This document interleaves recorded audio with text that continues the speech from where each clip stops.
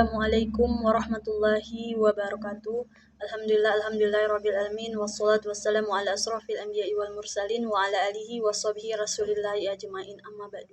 Yang pertama-tama, yang paling utama, marilah kita ucapkan puji dan syukur kita atas kehadiran rahmat Tuhan yang Maha Kuasa yang telah memberikan kita rahmat taufik hidayahnya seperti kita rasakan pada saat ini. Dan tak lupa pula salawat bering salam selalu kita curahkan kepada baginda besar Muhammad SAW.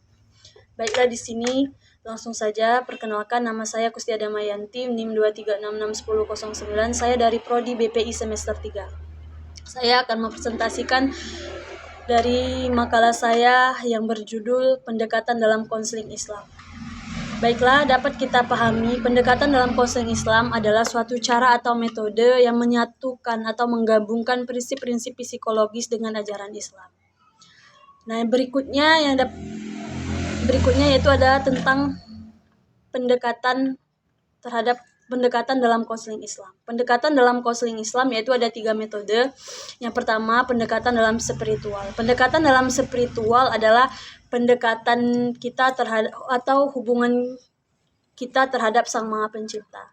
Yang kedua yaitu pendekatan dalam kognitif behavioral. Kognitif behavioral adalah kita bukan saja melihat dari eksternal, dari fisik, dari luar dari klien kita, tetapi juga kita melihat dari segi internal, dari segi pemikiran, dari segi perasaan dan lain-lain dari klien kita ini tadi. Yang ketiga yaitu pendekatan dalam rasional. Pendekatan rasional adalah pendekatan hubungan antara konselor dan klien, di mana kita antara konselor dan klien membangun hubungan chemistry, komunikasi yang bagus agar mencapai suatu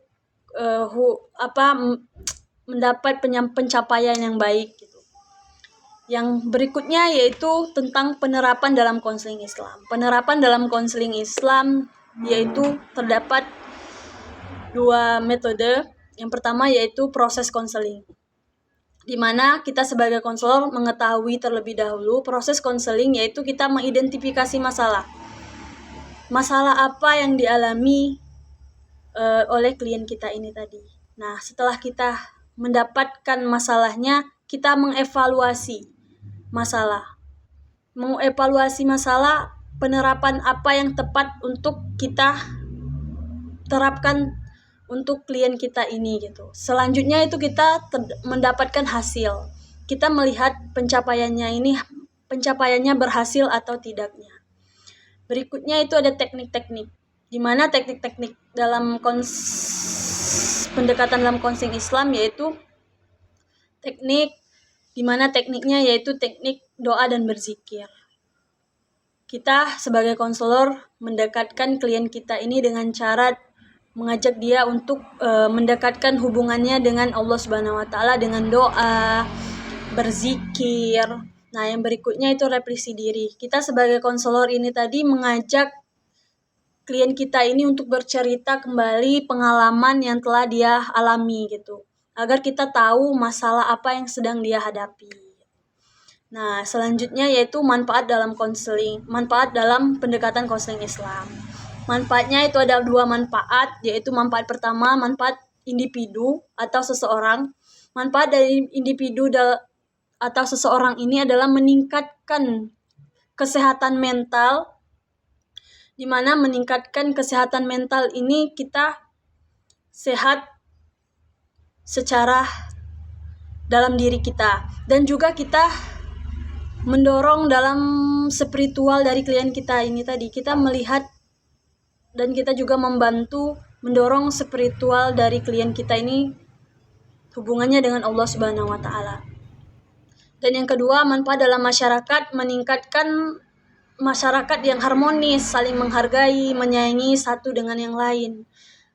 Dan juga memberikan sikap toleran. Sikap toleran adalah sikap di mana saling menghargai pendapat, perbedaan, dan lain-lain.